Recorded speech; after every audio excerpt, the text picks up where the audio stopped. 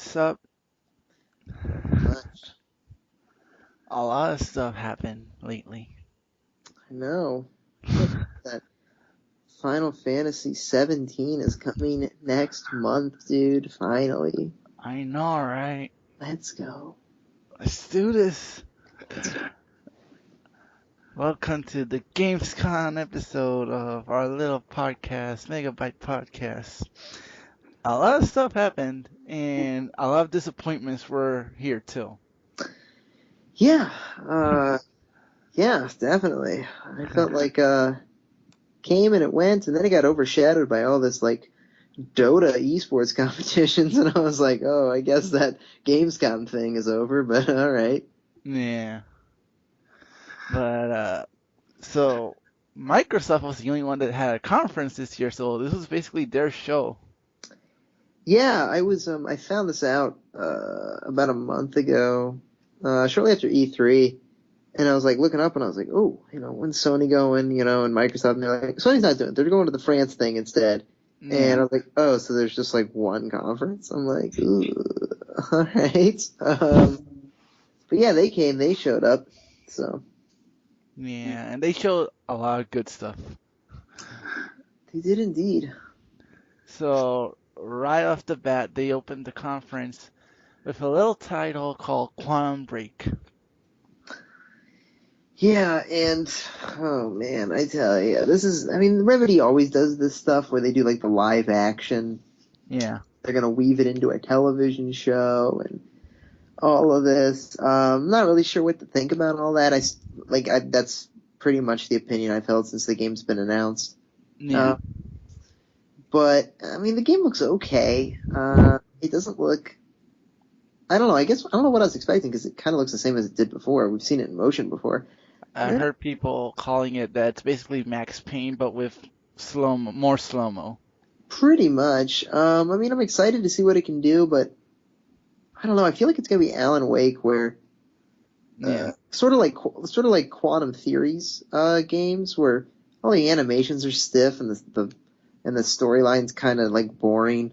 I mean, Max Payne they nailed it, but then like Alan Wake they kind of bombed it, and I feel like this is gonna be lean more towards Alan Wake, and I'm kind of nervous.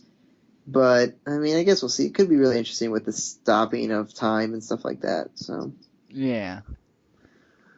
But it got a release date after God knows how long. Jesus, I mean, this is the problem. Like they have like five guys at their studio. This is always the problem with Remedy is they have a small studio and they spend so much and they have like such incredible technology. And I'm like, maybe we should get a bigger studio because this happens to all your games. You're like, hey, we got this great project. It's gonna take like 10 years. Sorry, guys. But it finally has a release date of April 5 next year. Indeed. Finally. I mean, this game was supposed to come out like 2 years ago, and it's. I mean, to be fair, they haven't shown much. So it is good that now they are finally comfortable with showing it and they're ready to release it. And so, I mean, we waited much longer for Alan Wake, so And we've been waiting much longer for certain other games, but we'll get to that later. we'll get to that later. But yeah, I'm excited for a big title for 2016 Yeah. to really start off the year. So yeah, hopefully it's good. Hopefully it's better than Alan Wake. That's pretty much all I have to say on it. Yeah. So yeah, they opened up with Quantum Break, and then they segued into Crackdown 3. So it's Crackdown. It's Crackdown. I've never liked the Crackdown, Yeah. so you're not really going to hear much out of me in terms of like positive vibes. Like I'm not giving those off. I'm just like, oh, it's Crackdown. Yeah, I never played Crackdown either, so. I just But always thought yeah, they look kind. I've always thought they just look kind of lame. yeah. I don't know, that's just me. But yeah, it's coming out next year, and they're like showing it off. It's all like cloud based and all that crap. Yeah, I mean, this feels like one of those games. It might be all digital. Who knows? Like Yeah. I could see that happening. But yeah, they showed it off. They announced it's coming next year. And then my first really hyped game for Xbox One was shown, which was Scalebound. A lot of people are giving this game a lot of shit, but I still believe in it. I still I think, mean, like it just looks like it looked to me. I know you loved it, but me, I mean, I like. Okay, let's start out. I thought the soundtrack was killer, yeah, but I don't see why he needed the headphones to convey that. They could have just played the music over the game. But I don't know. It just seems so like for Kamiya, it just seems so uninspired. It was like he was trying to copy Monster Hunter, but then he's also trying to throw in his old games, like like Devil May Cry bit. I was like, oh, what is this? This does not look good.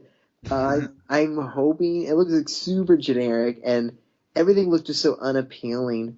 And like the way like animations were flowing, it kind of looked like when they first showed off Final Fantasy 15, where some things were like stopping and stuttering, and like yeah. it did not look appealing to me, and I was kind of like, my hype completely deflated when Well, when seeing it.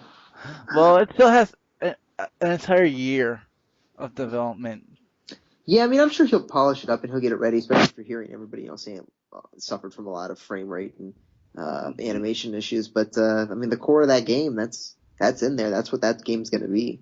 Yeah, That's what makes me nervous. I'm really hoping that you know, I mean, I know it's just like a 4 minute thing, but hopefully there's more to it. Just look kind of barren, like what they were showing. I was like, ugh. and then at the end they revealed that it will be 4-player co-op online. I hope it's not just like a battle monster online. Like, hey guys, let's have fun. Let's take down some monsters. Yeah, I don't know if there's more to it than that. I mean, I hate to say like copy Monster Hunter, but I guess you have to make it deep and engaging. yeah.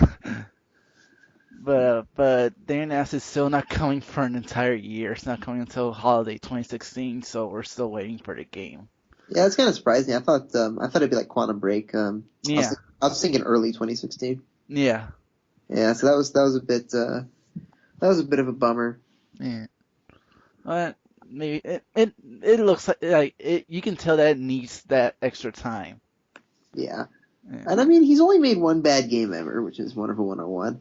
yeah, So, I mean, odds are in his favor. So yeah. let's hope Kamiya can pull it out of his ass, or he'll definitely go on a blocking spree Yeah. because everyone will give him shit over his game. But yeah, that was Scalebound coming out next year. I'm so excited for it. I just like those quirky type of games. I have like I told you this in Twitter. And it's like I have shit taste in gaming. Yeah, you're like, you guys have shit taste in games. I was laughing my ass off. You guys have shit taste in games. Yeah. I don't know. I mean, we'll see. So, yeah, who But knows? but yeah, that was Scalebound. Then they did a couple more announcements. Not game, no, in a way they are, but like they announced that backwards compatibility will actually launch in November for everyone. That's exciting because, you know, right when you want to play new games, you can say fuck that and play all your old ones. Yep. But no, I mean, yeah, it's pretty good they're getting it out so fast. It wasn't like one of these things that's in development for like 10 years. Yeah.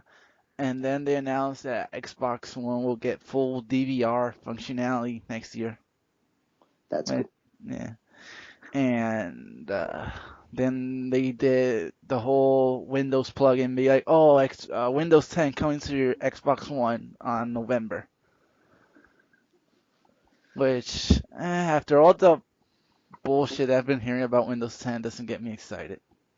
I mean, I've been hearing good stuff about it, but I just feel like it'll be like one of those things like that's never really fully explored by a lot of people. Yeah. It's kind of like the DVR thing. It's cool, but at the same time, you still need a cable service to get it. So, Yeah. we'll see. So after that, they talked about Killer Instinct. They talked about how Battletoads, I don't know which one was it. It's coming to Killer Instinct, which it looks cool. And then they had like the sort of sizzle reel where they revealed the new game that I was like, whoa. It's called We Happy Few, and I got like a Bioshock vibe from it. I mean, I don't know really what to think of it right now. It's hard to, I don't like to get hyped for games that are revealed so super early, but Yeah. uh, Well, it's coming out this year. oh, is it? Yeah. All right, this is a bad time to admit I never even watched the fucking trailer. I have no idea what it looks like. Well, it's basically like Bioshock. It's like it has like sort of like that Bioshock Infinite like Columbia aspect, like really like like early 1920s, 1930s. But instead of being in America, it's in England. Oh, I gotcha. Yeah. And it's like super creepy. It's like everyone has sort of like this thing where you don't see their face. They're like wearing a happy mask. Oh, I gotcha. Yeah, it's sort of like one of those like conspiracy type games. Oh, kind of And like in BioShock 1 when they all had like their party masks still on. yeah. Yeah, and they were all still fucked up. I don't know. I mean, it can't be much worse than BioShock Infinite. So, And there goes all of our viewers. yeah, I mean, BioShock Infinite is a good game. It's a bad story. Terrible story. Terrible story. Also, well, I don't know. Compared to BioShock Infinite's like they're I don't want Yeah. to get on a tirade here, but all the powers didn't make any sense. Nothing seemed to make any sense in the game. So, but, Yeah. but yeah, I mean, I don't know, it sounds intriguing. Maybe I'll watch the trailer. Is it Xbox One exclusive? Yeah, it's so far it's only coming on PC and so far like for consoles so it's been only on Xbox One. Sounds interesting. Yeah. So after that they brought out I don't know like they brought out someone from Square. I can't remember his name right now.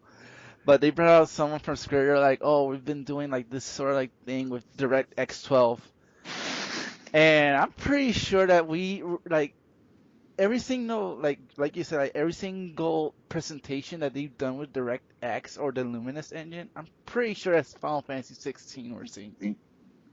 What are you talking about? The one where like the with the guy where it looks almost like Middle Eastern. Yeah, Yeah. I've said that. Yeah, and I think we talked about that in the cast. That's definitely Final Fantasy 16. yeah. I mean, like they're calling it like a tech demo or like just to show off the engine, but I'm pretty sure that that's gonna be Final Fantasy 16.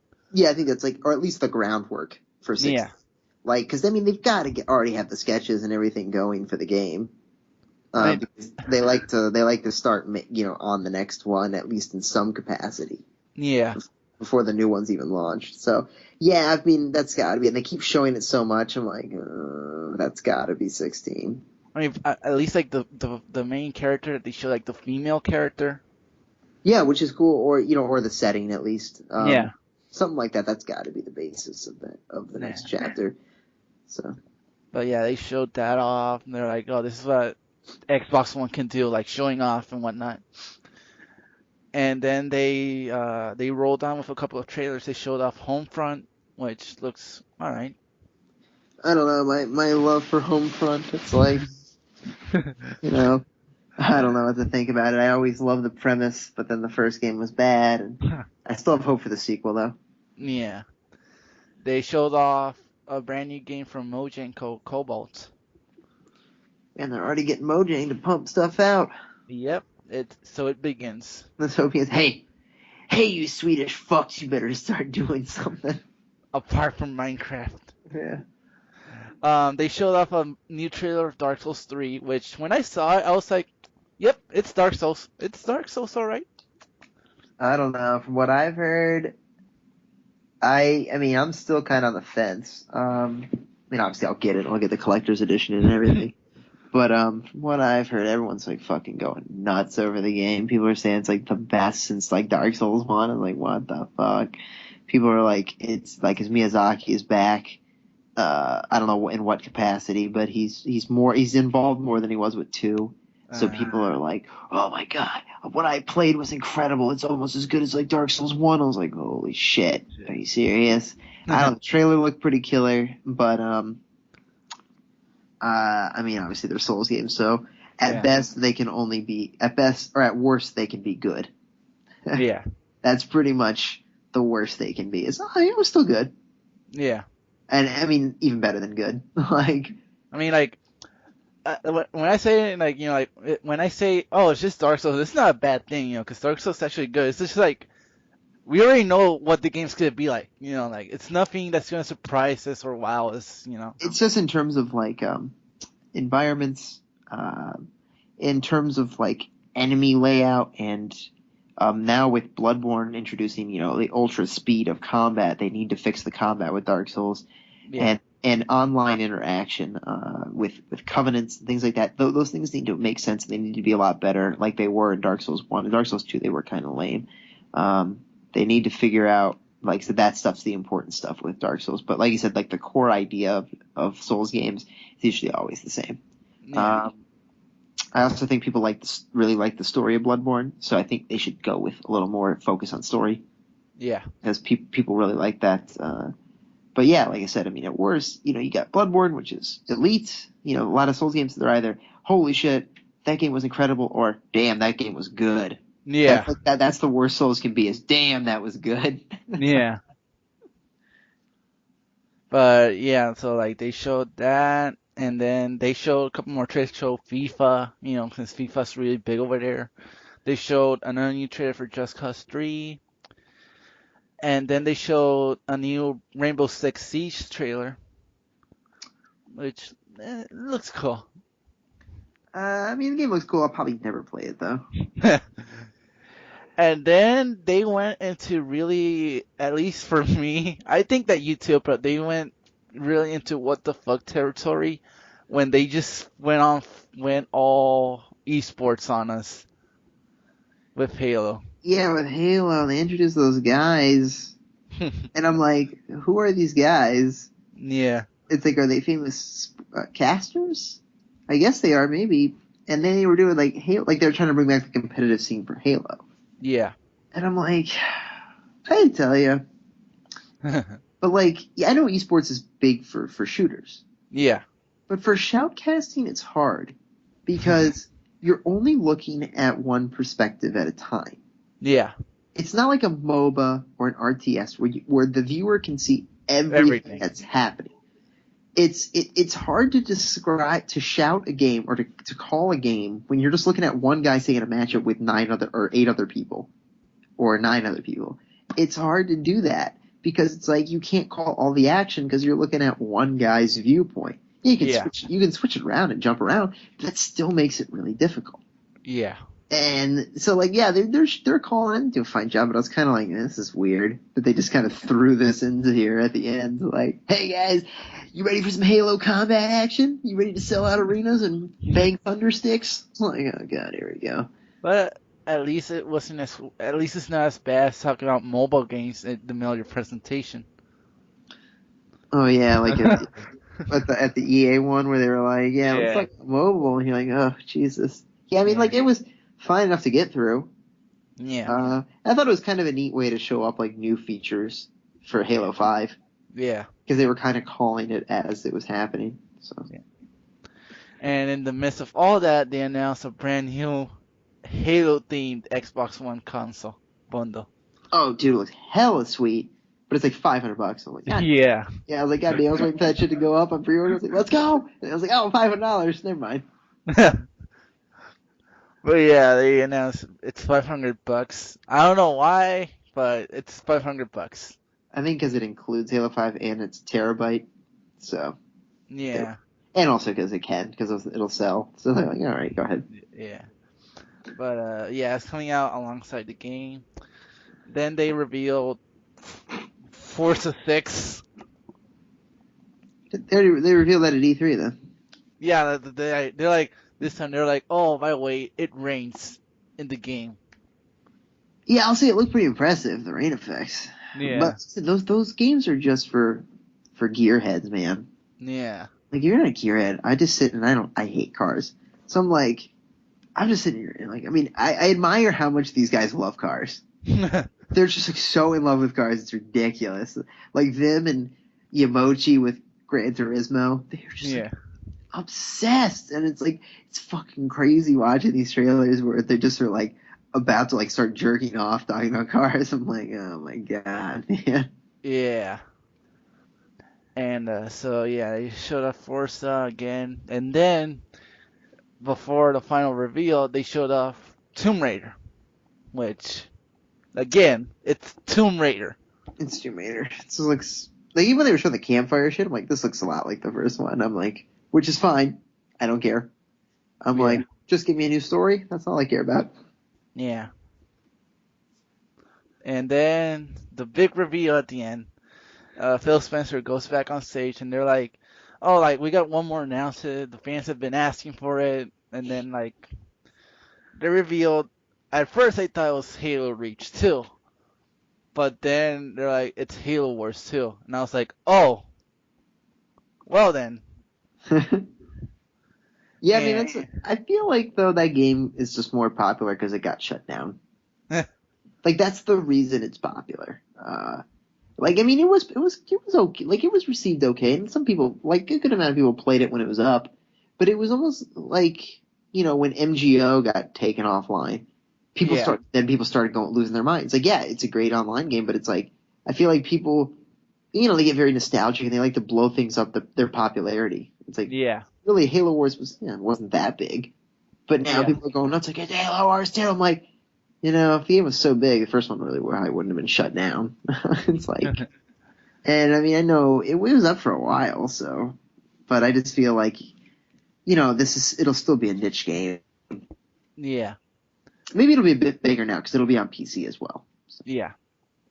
And so the people making Halo Wars 2 are it's Creative Assembly, which you may know from last year's little game called Alien Isolation. yes, and they're very good with RTSs too. They make a lot of RTSs. That's what's very weird for them to make Alien. That was like their first game where it wasn't. Yeah. Uh, but yeah, this does mean some bad news, I think, for Alien. On top of the low sales and doubts of a sequel, now they're making this. Yeah. And I don't know if they make too many games at one time, so I feel like Alien Isolation 2 might not happen, which sucks. But hopefully they can do a job. I mean, I'm interested in Halo Wars 2. I'll definitely be checking it out once it's released. Yeah. And I don't play two. I only play one RTS, and that's StarCraft. So not like I'm not an expert on RTSs. So if I think it's all good. It could be hella average to most people, but to me, hey, I might think it's good. Yeah. So that wraps up Microsoft's show, and I'm. You said this a couple of times before. You said it before, but Gamescom is quickly becoming the next E3. It is. We just need to get people on board. Yeah. Like Sony can't just like bail out. Yeah. Like they've been helping grow it, and then they're like, "Fuck you guys," and I was like, "Oh, well, that was weird." Like they were just like, "We're going to this France thing." I'm like, "Dude, this is not gonna be big." I don't know what you guys are thinking. Like Europe can't have two shows, so yeah. And as long as you just get more people to go, like if you had Sony and Microsoft both go head to head, this would have been really really big. Yeah. But it's getting there. I mean, popularity grows every year. It's just it'll just still take a little bit longer. You just need to get also Nintendo on board as well. But they're hard. They're very elusive. Like Yeah. they don't even show up to Tokyo Game Show, and they fucking are based in Japan. So it's like, I mean, it'll be Yeah. tough to grow to get them involved. But if you can at least get Sony and Microsoft going at it, it can get much much bigger. Yeah.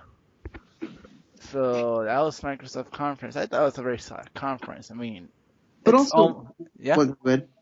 No, you say your thing. I was just gonna say, like, remember we have to think like we're thinking from an E3 mentality. Uh, Yeah. Gamescom isn't all about conferences.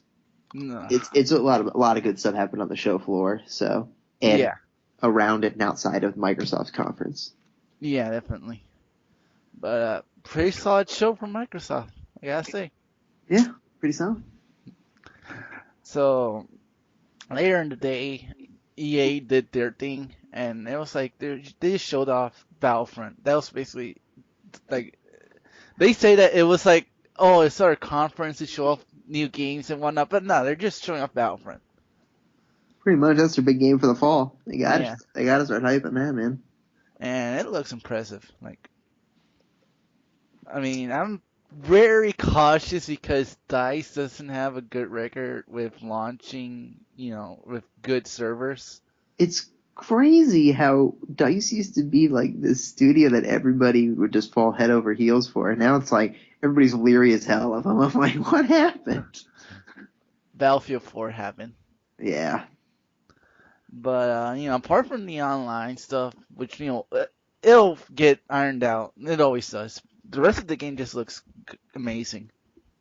yeah, it looks incredible. I'm really excited to play it. I've never played one of the Battlefronts before, Nice. so I'll definitely be checking it out like right away once it goes live. Yeah. Jumping into that PvP, boy. And then you'll be experiencing errors. Yeah, well, if that's the case, then I will stop playing until they're fixed and then just come back, I guess, like when they're up. But I'm not going to be one of those kids like making YouTube videos and getting angry about it. Like a certain angry reviewer around. Yeah, I mean that's Angry Joe's job. I mean, he does a good job of it. Like me, I guess I just wouldn't care enough. Like, I'd be Yeah. like, okay, whatever. Your game's fucking busted. Fix it. I'll be back later. But yeah, that was basically EA's thing. And then at 2 in the morning, fans all around the world waiting for this after how long has it been? 2 years since we got an update on this and got a new trailer? Well, we did. Well, we did get the demo. So Yeah. yeah. Yeah. So 2 years of waiting and we get this really awesome looking trailer. We see a young Noctis, we see the city in ruins, and you're like, oh shit, this is happening. And then they're like, Final Fantasy 15, and you're like, oh my god, pre-order on Amazon. Fuck you. Like I had a feeling shortly before it went up, like I bet there won't be a release date attached to this thing. Um, it was just like a such a bummer. Like it just brought everything down. Like that they didn't even narrow the window. I mean, like, for Christ's sake, Square Enix, is Final Fantasy 17 gonna come out before this game? Like you couldn't have just put at the end of the trailer 2016. There And you they, go. yeah, Everybody goes nuts. yeah, and like they said it like after like in an interview, like apparently people were bitching a lot, bitching too much, and they're like, "Oh, don't worry, we know the release date, and it's not 2017, but it's not this year either." And you're Yeah, like, like yeah, yeah, like okay, yeah. He's like, it's not coming later than 2017, and or he says something like it's not coming after, or it's not coming in 27, or it'll come before 2017, but it won't come this year. So you're like, oh, 2016 then. it's 2016. Like, why don't you just tell us the fucking date? Unless the date is like November and you just don't want to piss people off.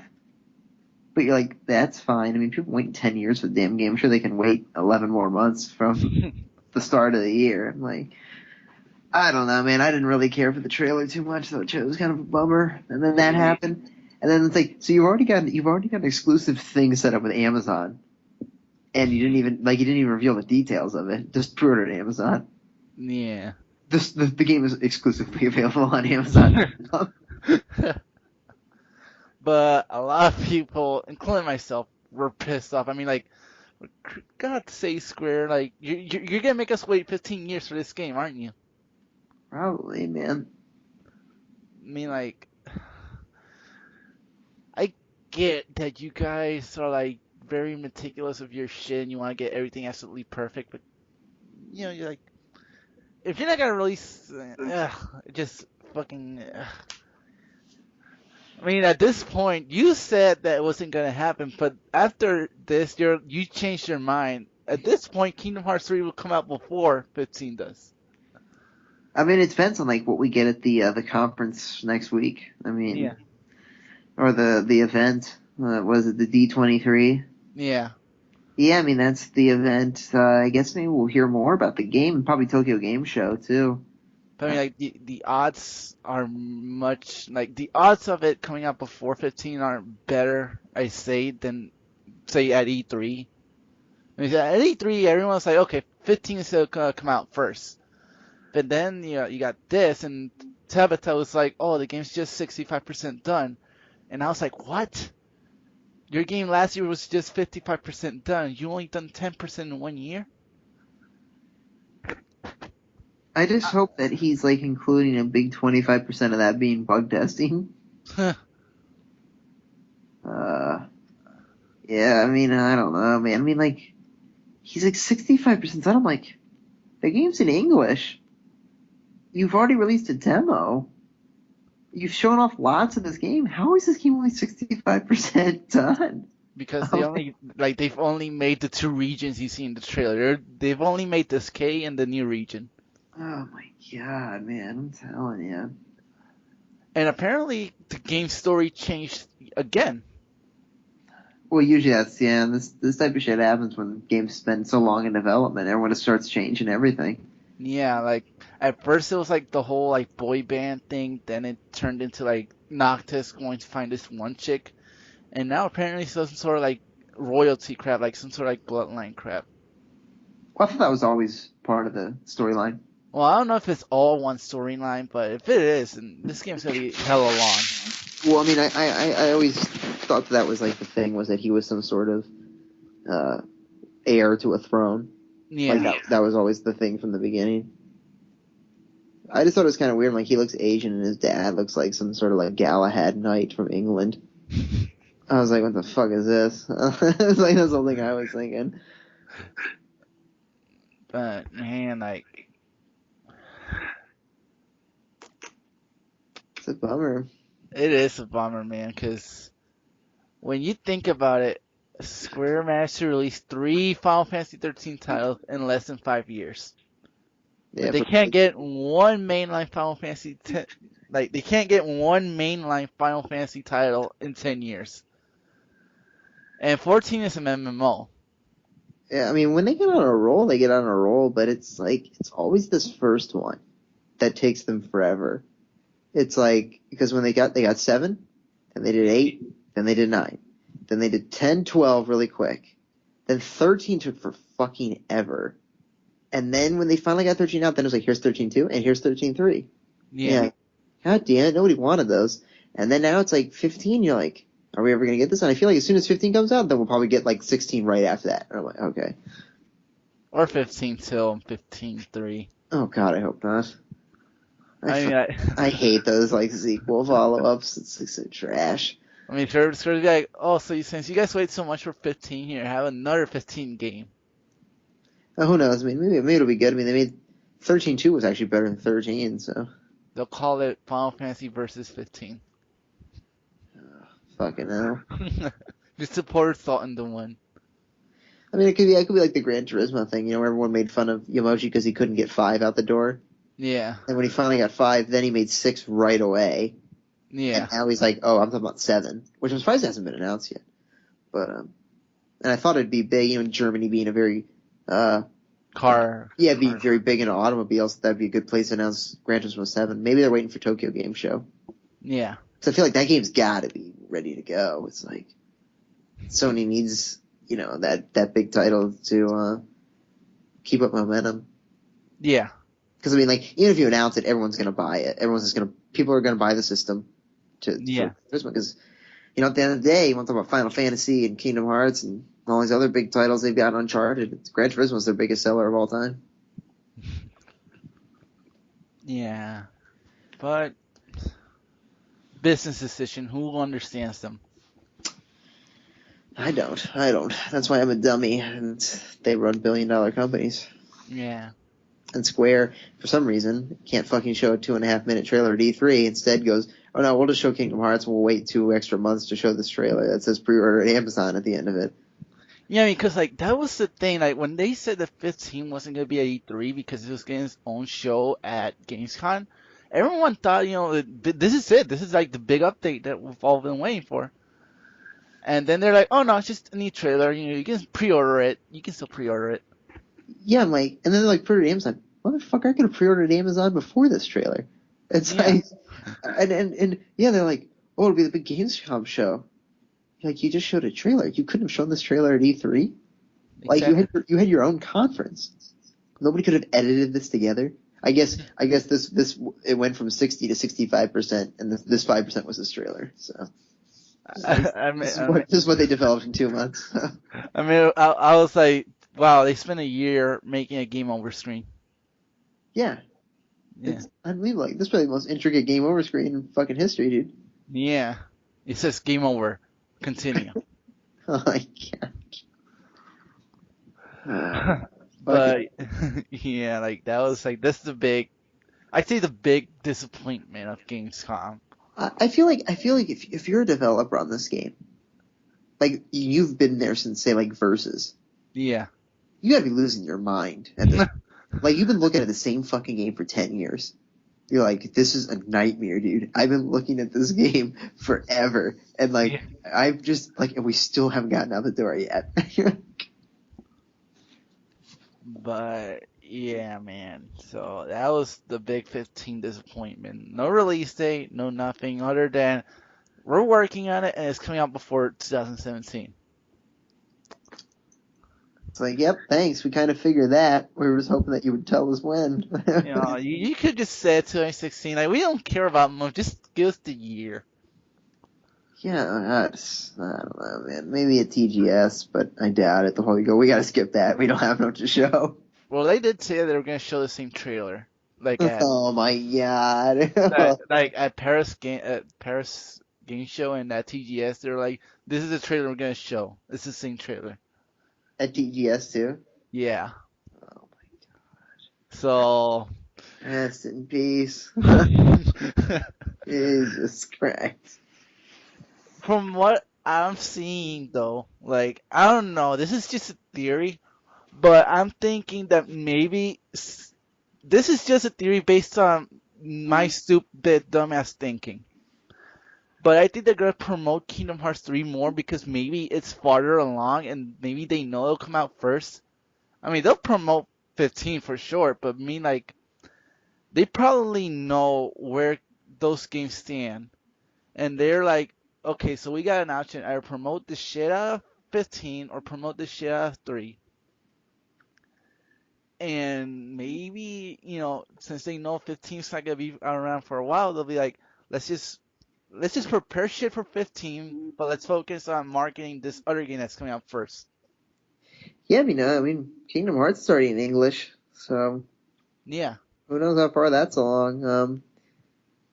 I mean, I'd really like to see like, an actual demo, somebody actually playing the game, not just like quick shots, yeah, which is what we always get, quick shots of somebody playing. maybe Uh, next week. maybe next week. We'll see. It's gonna be a big event, so Yeah, hopefully it's not pre-order at, GameStop.com. Oh my pre God. pre-order at Disney.com. Yeah, only Disney. If you don't pay us, you won't get the game. Okay. Yeah, but yeah, like I know people are pissed and like I'm pissed. I want to know about 15 because people have been waiting since what? Since like 2006, 2005. 2006, I think it was announced. So it's gonna be like 10 years, Yeah. and Square can't still like Square's in the position where they still can't look a straight in the eye and say this is what's happening with the game. They always come up with some bullshit and be like, oh, it's in development or oh, it's coming. It's moving along. Exactly, man. I don't think and like I said, they do this shit all the time, and they laugh it off like it's no big deal. I'm like, you're lucky you have like slaves of fans. Like Yeah. people just follow you no matter what. Like if you had fans that, actually had a spine and said fuck you, like, Yeah. I mean, like I said, I'm one of those people. So if anybody gets mad, just let you know I'm one of those people Yeah. that will just buy their games. But if people stood up to them like fuck you and didn't pay their shit, they'd be like, and then it would be like, you can't just sit and go, oh, sorry guys. Like, man, if I was a shareholder in this company, like, God, you're the worst. I mean, I understand that they make money because they publish Western games, but Yeah. they didn't do that. I'd be like, oh my God, you guys are awful. Then you screw everybody over like every press conference. Yeah. You show up to troll everybody. That's all you ever do is just troll people and then go, see ya. Troll Enix. Well, yeah, it's like, remember they came to the PlayStation reveal? That was the year that Final Fantasy 15 was revealed. Yeah, like they showed up at well, they showed off Final Fantasy 15 at Sony's conference in 2013, but they showed off the tech demo, Agnes Agnes. I don't Yeah, the remember. Agnes one at the reveal, Yeah. and then they go, sorry, we don't have anything to announce here today, but stay tuned for E3. I was like, are you fucking kidding me? Like, why did you even come? Why did you even say that? Like, go back to Japan. Get the fuck out of here. But yeah, and they like they had sort of a couple of announcements sprinkled throughout, like like they said they're thinking about bringing 14 over to Xbox One and NX, and like NX, like are we really gonna start talking about NX? I guess we are already. We're already done my Final Fantasy going there, so I would be like it's hard to say, man, because like I already asked you this before, but like, what if NX launches with 15 and Kingdom Hearts 3 alongside those games? Like, because apparently NX can run Unreal Engine 4. well, better. Yeah. I mean, they better not. They better be more powerful than a PS4 and an Xbox One. So I'm just saying, like they already said that they're working on bringing Dragon Quest 11 over to NX. Yeah, but remember, Dragon Quest X was supposed to come to Wii U, and it never fucking did. Mm, So I don't know what the hell's going on. I mean, they probably know more than any of us ever do. So I mean, yeah, I mean, I understand why they're doing this with Final Fantasies because these are big. 14's a big cash cow, man. yeah, Make as much money as you can off this thing, yeah. and it's a Final Fantasy people like. So they're like, yeah, all right, let's keep doing this. Let's just put it on everything ever available. Put it on the 3DS. Let's go. But yeah, like Square, I feel like Square has like this little problem where they tend to announce more games before releasing the ones that they're currently working on.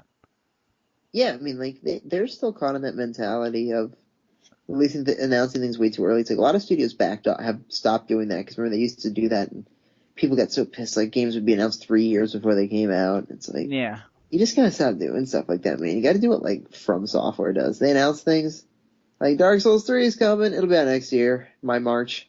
yeah, You exactly. only have to wait 8 months. I was like, oh, okay. It's like there you go, do that. Don't announce things until you're ready. It's like people want to go, where's Half Life? What do you think? You think Valve's gonna announce it now and make people wait 5 years? It's like no, they're just gonna announce it and it'll be out like within a year. It'll be out within the day. Like don't announce it like, oh, it's already out. Hey guys, surprise.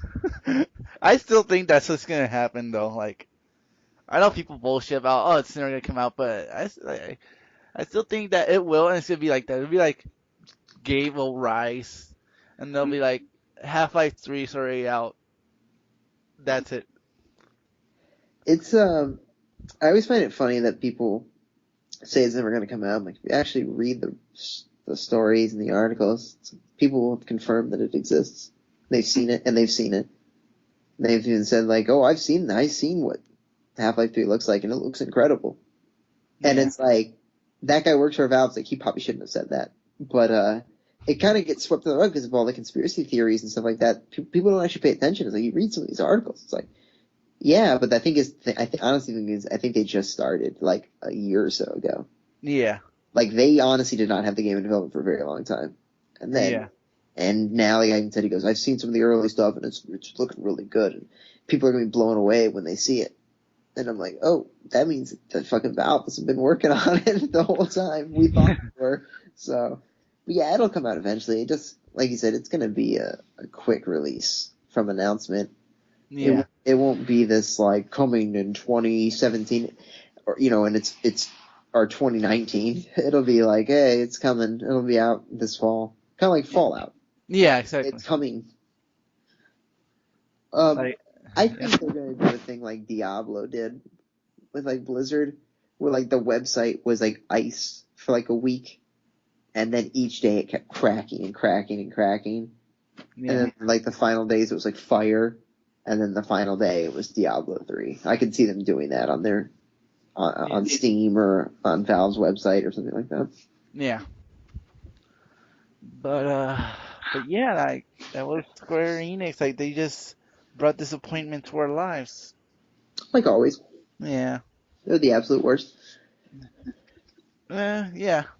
They're I mean, they make Kingdom Hearts, so they're not so bad. not so bad. They made, they did make Kingdom Hearts. And Final Fantasy is good for the most part, but Yeah. and they help publish Tomb Raider. Yeah. There you go. There you go. But so the other big conference I guess I had like a major showing was Blizzard when they announced new World of Warcraft expansion. Yeah, they needed to, man. Did you see Yeah. that their numbers are down to 5 million subscribers now? Yeah. At one point, this game had like I want to say 12 or 14 million subscribers. Now they're all the way down to 5.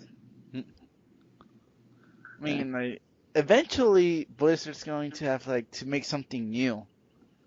Well, they did have Titan, and they fucking threw it in the trash can, and started again. I was like, oh my god. Yeah. Titan was supposed to be out next year. That was supposed to be the date, the rumored date was always that it was going to come in 2016, and then they threw it away. I was like, oh shit. Hmm. And I heard that. I mean, from what I know, is company canceling a major MMO in development. Like, oh my god, dude, that must have set them back major. Yeah. But yeah, that was like the big Blizzard announcements that new World of Warcraft expansion called Legion. You know, World of Warcraft fans are happy about it. So Yeah, I guess the ones that are left. I mean, still 5 million is a lot of people, but yeah, I mean, it's eventually just gonna fall. Like you said, they're gonna have to develop something new. yeah. And then just random trailers throughout. You saw one trailer that got you really hyped for a certain Metal Gear game. Oh my god. Let's talk about this fucking game. Let's talk about this game then. Okay, first of all, they showed 2 trailers. Yeah, they showed like a story type trailer, and then they showed like the gameplay. Yeah, and if anybody thinks, well, first of all, he's already said that the last trailer at E3 was his last one that he was ever going to edit, Hideo, and they showed off one, and it was so fucking generic. It was like his trailers are very like a lot of his cinematics, long-winded, and they have they have some song he carefully selected playing in the Yeah. background, and they go for like 13 minutes. This trailer was a typical 2-minute trailer and was just like, the legend lives, Big Boss is back, and shit. I was like, what is this? This is not a Hideo Kojima trailer. I think Konami just was like, fucking edit this, get this out the door, and then Yeah. they got some dude to do it.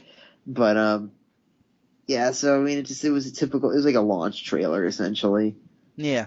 But then the Then moment I'd been waiting for, because I knew this was gonna be good. yes. Knew leading up like a week or so before they're like, we're gonna show FOB, the Mother Base Invasion gameplay. And I was like, oh, let's go, dude. This is gonna be great. And it fucking killed. Everybody went nuts, lost their fucking mind over this trailer. Like, just like the level of detail for your Mother Base, and the level of like the move sets you can pull off as the invader and as the defender to stop people from invading your base online, like a Dark Souls game. Invading your base online, stealing your shit and your comrades. It's just awesome. It's just mind blowing. And it's just, the more I see about this game, I know I've been shitting on it, it's like, the more I see it's like utterly blown away by the options available to you. And that's why I still attest, even though, like I said, I've been shitting on it, this is going to be, from a gameplay perspective strictly, this is going to be the greatest stealth game ever made. Because the level of detail, and I'm sitting here thinking to myself, like, this is what all the delays were about. This is why it's been taking so long. It's because he keeps adding this shit in, and this game is going to be so fucking massive. Like, I don't think people realize how massive this game is going to be. People Well, like Konami did. yeah, like Konami's like the budget, like, oh my god, like, but like people go, oh, it's big, like, yeah, but people like think about how big it's really gonna be. Like, Peace Walker was a big game, and that was on PSP. Yeah. This game is just gonna be enormous. Like he even said, I think he said, like I said, several hundred hours. He's still finding new things. And that's just, like I said, that's not even MGO. And that's not even including mother base invasions. And I'm just like, I can't even imagine like what people are going to come up with for invading people's bases and people stopping people from invading their bases. And just like how big your base can get where you have to drive a Jeep Yeah. to travel in between the different pillars of it because it's so big. Oh my god, dude. It's like saying building a fallout shelter. Just has Yeah. so much depth and it's just gonna be wild. Like you're just gonna want to Fulton everything in the game so you can put it back at your base. Oh my god, like you can take showers and people like look at you because you smell like shit, and then like I said, you can overhear conversations that can matter to story missions, and oh god, I can't wait now. I'm so excited. It's only a couple of weeks. We are, what is it, the 9th? We are like 20 days away, something like that. 21 days away. Yeah, more or less. And that'll be freaking Phantom Pain time. Phantom Pain time. Let's go, man. I'm gonna be playing all day. I might take 2 days off work and then just sit there and play for like 48 hours. Straight. I don't know, man. I've been playing a lot, so But and a lot of references to a certain demo on the gameplay trailer. oh, yeah, that was another thing. At first, I thought I was being like a sleuth and being very clever Yeah. when I first saw it. I was like, oh, it says PT in the background. But yeah, like garages, there's PT, and then it was PT was just listed everywhere. So I was like, and I'm surprised nobody picked up on that. Like nobody wrote a story, and like I said, I know it's kind of pointless and dumb because he really can't do anything with it. But like he just painted PT everywhere, all over Mother Base. It's like I don't think that he just did that for fun. Yeah. Like he did that to just tell everybody remind people about PT. Maybe Yeah. maybe it's a hint that that's what he's gonna go and create. Maybe. Because him and Del Toro said we're working on something. Yeah, he did. And like I said, it's PT. It's just not called PT. They'll be called something else.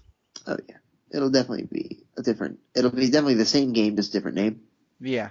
Oh yeah, for sure. Like I said, the game seems so different. You don't even need the Silent Hills name. But man, like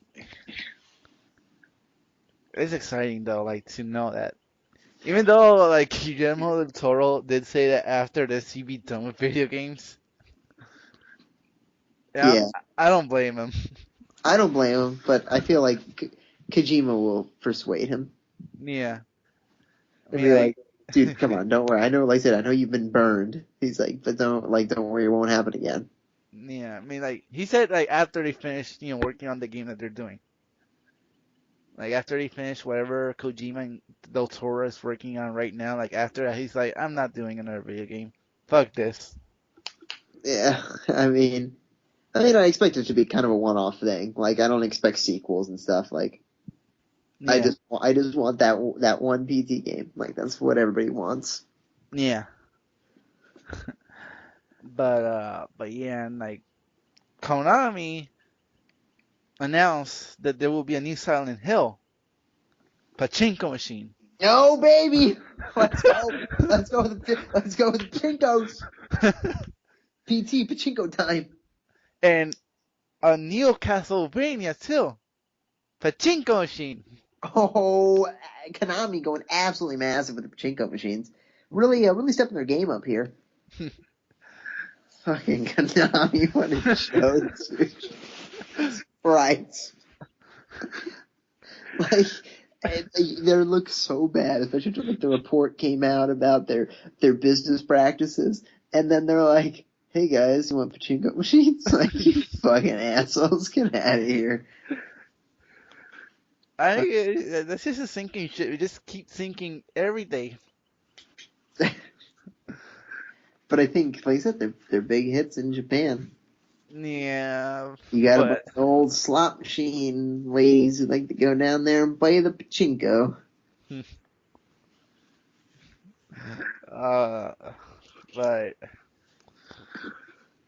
it's just fucking Konami, man. Just Blows me away. Every yeah, time Konami just doesn't get it, man. like they keep. Are they purposely trying to screw themselves over? I don't.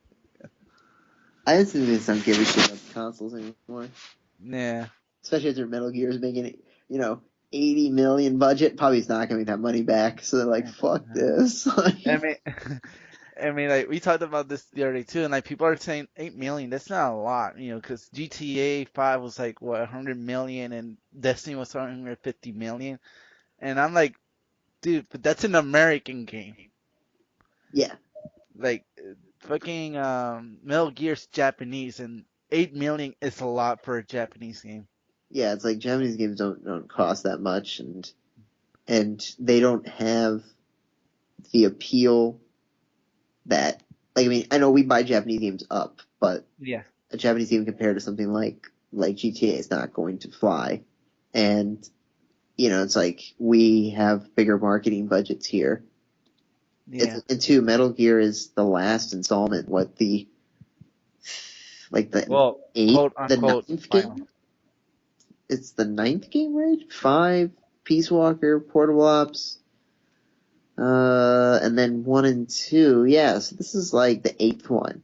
No, the ninth one. Right? Okay, so yeah, Metal Gear 2, Solid 2, Solid 3, Solid 4, Peace Walker, Portable Ops. I know they don't count Portable Ops. So yeah, this would essentially be the ninth game. But, And acid too. well, I mean, well, those aren't canon. Yeah, But okay, if you take away Portable Ops, which Kojima, since he didn't direct, doesn't like to consider it canon, this is still the eighth Metal Gear game. yeah, And it's like, and a game that's all about narrative, about its story and keeping up with its story. Yeah, like, yeah, this is probably gonna be the best selling Metal Gear because it's on every platform. yeah, It's like, and yeah, the marketing budget is big, but it's still not to the level of something like Destiny's marketing budget, which is just astronomical. And like I said, like Activision doesn't give a shit because they know they're gonna make it back. It's like, Konami's like, we're probably not gonna make this money back. Like Metal Gear can sell out the ass. Bet will not make $80 million back. yeah, That'd be crazy if it did. yeah. I don't know though, but Speaking of Destiny, let's go. the Taken King. Let's I'll let you take over here because you're the big Destiny nut. Oh, wait, hold on, boys, hold on. I gotta get my info page up for Taken King because They announced a lot it's on. a lot of shit for this game. Well, first off, all you looking at that, the first big thing that they announced was Nolan North dubbed over Peeled English. Yeah, and then everybody lost their minds because people are like, "Oh, well, I like Peter Dinklage." Shut the fuck up. Like, you liked him because he said two lines in the game about we've woken the hive, and like I said, a bunch of lines you came to love because they were so bad. That's the only reason you care. Like, you don't care at all. Just quit acting nostalgic. Oh, I'm gonna miss Dinklebot. Get the fuck out of here, dude. He sucked. Alright, I don't know what you want. It's like, you like to make fun of it and post on it in Reddit forums. That's all you ever did. Yeah, But yeah, it's pretty cool. So Nolan North is replacing Peter Dinklage for Taken King and Vanilla Destiny. They're just revoicing all the lines. Some people say rewriting, and I don't think that means rewriting the scripts. But no, they're just redubbing, like they're just yeah, re-recording his voice over. yeah. But But that's pretty cool. But okay, so here's what Taken King includes: 8 new campaign missions, oh yeah, 4 brand new strikes if you're on PlayStation, three if you're on Xbox. 3 other strikes are now Taken strikes. They've been reworked to fit the Taken army from Oryx. oh I know yeah. I think it's Cerberus Bay 3, the Dust Palace, and I forgot the other one. So they're taking the old strikes and they're reworking them to fit with the new strikes, or fit with the new narrative. There's 8 new Crucible maps. Let's go, baby. I'm gonna spend Let's all go. Let's go. Let's go. day. Let's go. 8 new Crucible maps. I just cannot wait for these Crucible maps, man. I'm telling you. What else is there? There are 3 new Crucible modes, which are Rift, Mayhem, and I forgot the other one. But there's oh my god, 3 new Crucible maps or 3 new Crucible modes on 8 new maps. It's gonna be intense. There's 12 new exotic weapons. So that's fucking crazy. 12 new exotic weapons. 18 new pieces of exotic armor. That's half a dozen for each class. There are 3 new subclasses. The Arc, Solar, and Void for the Warlock, Titan, and Hunter. The biggest raid, obviously, with I think it's called like the King's Fall or something like that. Is it bigger than Crota's End? Oh, it's bigger than Vault of Glass. Vault of Glass is the biggest one. Well then. Crota's End is kind of small, actually. Uh, But yeah, it's supposed to be bigger and better than Vault of Glass. So, and that's because like everybody just like jerks off over Vault of Glass all the time because it's super good. So we have that. Then we've also got completely revamped bounties. In terms of like your reputation and stuff, they've promised a lot of stuff on how it's going to work. It's going to change things up with reputation gains and user interface layouts, stuff like that. The quest interface is different now, so you can turn in bounties directly from the UI. Like while you're in orbit, you don't even have to go back to the tower. That's super cool. You will have vendor quest lines. There will be like more interaction with vendors.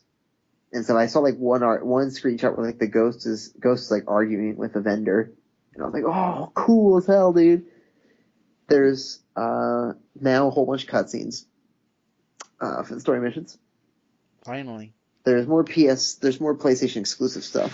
I think Jade Rabbit rifle was one of them. I don't think they'll give us as great of exclusives as they did in year 1, though. All your stuff will not ascend in year 2. I know that. Your legendaries. So you're just gonna start the grind again, baby. I already cleared out my vault. I'm ready to go. But some people refuse to let go of stuff. I've deleted all my weapons except the ones I use the most. Yeah. So I was like, I kept all my exotics and only kept a couple of legendary. And I'm ready to grind and stuff going. They said they're going to support goal space too. I don't know how they're going to though. But I think there's also going to be quest lines with people like Petra and Eris, who were in this first 2 story DLCs. You rework those to where now when you complete them, different things happen. Yeah. When you recomplete the stories. Like, for example, you get to meet the queen in the reef, and like the reef will open up and then it'll become a bigger social space. Like, what? And there will be exotic bounty quest lines, kind of like Thorn in the Last Word, which are 2 of the best weapons in the game, like the 2 best weapons in the game. Super interactive quest lines. You're going to have Crucible quest lines. So quest lines will go into PvP. I'm like, what? And then there's also going to be bounties for the Trials of Osiris. There's also going to be other bounties, I think, I forgot something else. And then there's also going to be some mode where you can like summon bosses and fight them. Sort of like a Prison of Elders thing. And I'm like, and I think they've even said there's other more stuff they haven't talked about yet. I'm like, and this is all for $40. And people want to bitch and say it's not worth $40? You gotta be kidding me. And I'm like, this is an incredible value, and they're completely reworking and changing everything that people complained about and turning it into the game that everybody expected it to be day 1. It sounds unbelievable. And I cannot wait for September 15th, man. Oh my god, I'm so excited. Yeah. It's just gonna be incredible, dude. It's gonna be out of this world good. You could say it's you could say it's really like the next big expansion for Destiny. I mean, like, because you can make the argument that the first two packs were more like DLC, like extra stuff. But this is like the very first, like the first big content update. Yeah, like I mean, if you look at um the first two, Yeah, Dark Below sucked because Crota's End was a busted raid. I mean, I don't hate it as much as everybody else does, but looking back at it, it's not that great. And the only yeah, thing worth the $20 was the raid.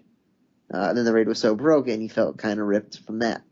yeah, Um, Number two expansion, House of Wolves, made a lot of changes for the better.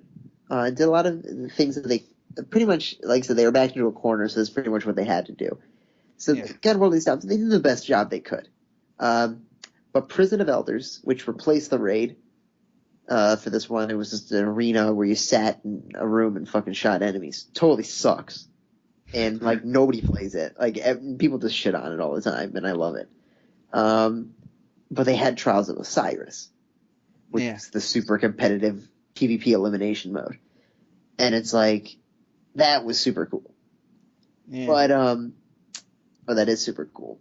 But it's like, you know, you see now looking at the Taken King, you look back at those two DLCs and like you said, fuck, you're like, we paid $20 for those and almost $40 for both, and it's like, think about paying $40 for those two expansions. Now think about paying $40 for this. Like, to compare it. It's yeah, unbelievable the difference in content. The difference in the amount. It's just like you get so much, like you're getting a fucking, you know, you're getting a regular cheeseburger with the season pass. With Taken King, you're getting a goddamn Big Mac.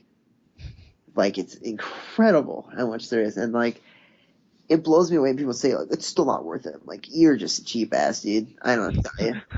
I give it the fucking picture. Like, I'm sorry, I don't give a shit. So It's gonna Taking be good. King's gonna be big. And it's gonna be good. It's gonna be good AF, man. Well, when is it coming out again? So you can tell our viewers. September 15th? Yes. September 15th. September 15th. September 15th this year. Let's go. So the one thing that will actually distract you from Phantom Pain for a while. Yes. I'll have beaten Phantom Pain by then. Ah, Probably several times. I'll done my review and bitched nonstop about the game. I'll have heard everybody's theories and ramblings and all this other shit. I'll have done all that. Then yeah, because another thing happened with Phantom Pain during Gamescom. MGO got delayed, so this Taken King will distract me while MGO is still being developed, which will not come out now until October 6th. So dang. it's gonna suck. Yeah. I'm pretty convinced it's gonna suck. Like, I don't see how a month is gonna help you. Yeah. I just don't. Like, I'm sorry. It's not like we're delaying it till January. We're delaying it till October. I'm like, huh? And they still haven't shown a damn thing. So I'm like, I like. I mean, there's probably a reason why they haven't shown it, and I don't think that it's a good reason. no. At first, for a while, I thought it was just Konami just not wanting to show it. Yeah. Because like they sounded really gung ho about showing stuff. Now they don't seem so confident, and I'm like, well, what does that mean? Like the game just doesn't play well, or I feel like the balance is way off. That's what I feel like. Yeah. I feel like a lot of things are just completely broken in how the game plays. I don't know. That's just my But you'll still play the shit out of it. So. yeah, and you know, MGO2 had a huge learning curve, and it was essentially like if you weren't good, everyone treated you like an asshole, and everyone was like, if you weren't good, you just hated the game because everyone just headshotted you in like 5 seconds. Yeah. Not even 5 seconds, like a half a second. It was just unbelievably difficult to get into. I mean, if you could get in, it was good. Yeah. I mean, I played from day one, and even I played for about a year, and then I got turned off after a while. Because like I said, it just It was just full of the ultimate tryhards. And like so that's what MGO is though. This is that's Die what Hard. that's a really big bummer about this delay is that it essentially has cemented MGO three's future as elitist tryhard once again. Yep. Um, everybody was really hoping that this was going to be the MGO that got popular.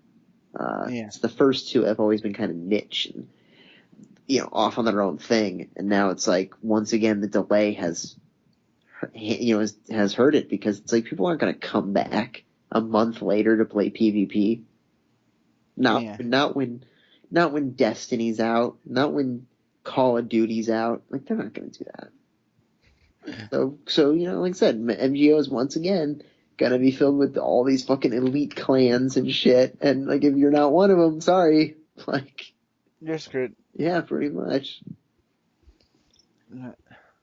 But I mean, you got like, in one way, you gotta like make the best out of Metal Gear Solid 5 because it's like the last game you'll ever play from Konami. Yeah, and it is. I mean, this is my favorite series of all time, and this series means a lot to me. And Yeah. Kojima has put a ton of effort into this game, so man, I'm interested in playing it. I think it's gonna be good, and can't wait to enjoy what he's made.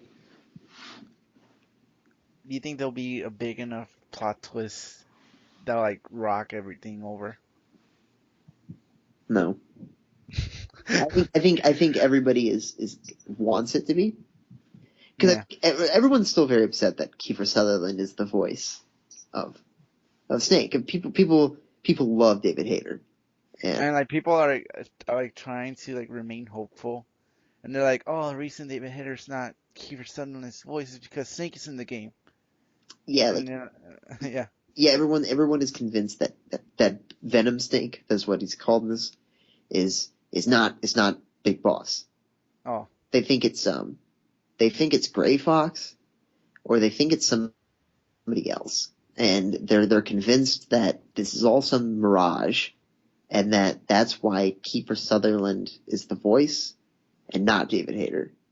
really And now? like yeah, like people are very upset. Like so, people just won't let it go. And like I said, I'm pissed about it. I said it always bothers me that Kiefer Sutherland's the voice, and I'm hoping for something, but I just feel like it's just portraying Big Boss descending into villainy. Like Yeah, it's just him becoming the villain because that's what he is. And he becomes more violent. He becomes more sadistic. And I think that that's what they're trying to convey. And I think he just thought in his head, I'll just get a different voice actor because he woke up out of a coma or something. And I was like, that doesn't make any sense because 2 weeks because the game said Ground Zeroes is said 2 weeks after Peace Walker, and uh, yeah, he has, like I said, he has the same voice. Like I said, he was voiced by David Hayter 2 weeks earlier, but 2 weeks later, he got Kiefer Sutherland's voice. Honestly, like I said, he just thought, I'm gonna switch everything up. Like, and I really want Kiefer Sutherland. And I was like, okay, because like he probably watched a lot of 24, and I yeah. was like, yeah, it sounds like a good idea. Like knowing Kojima, that's what he wanted. And yeah, I just don't think that there's gonna be any big plot twist. I mean, there'll be some twists throughout the story. But nothing Metal Gear Solid too big.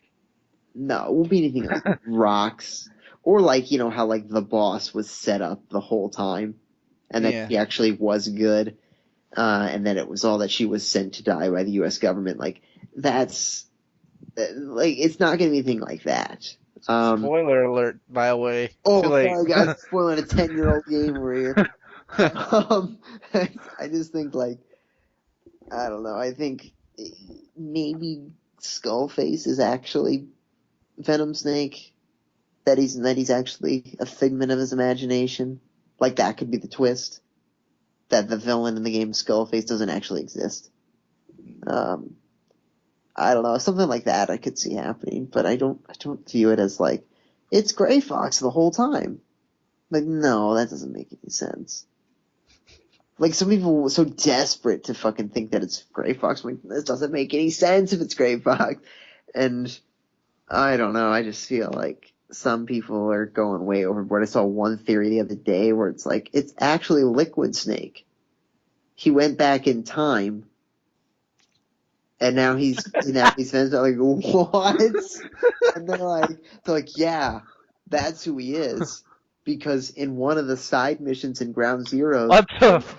it's one of the side missions in Ground Zeroes, Raiden goes back in time. Yeah, it's a fucking goofy side mission. It's not part of Yeah. the fucking canon. And I'm like, oh my god, dude. Like people were thinking, yeah, like from Rising that he went back in time. I was like, so you're saying that okay, he went back in time in the year like 20, it's some year up to like the year 2014. So it's like, I think 2019 or something, Rising is set. Like, so Yeah. you're telling me that what?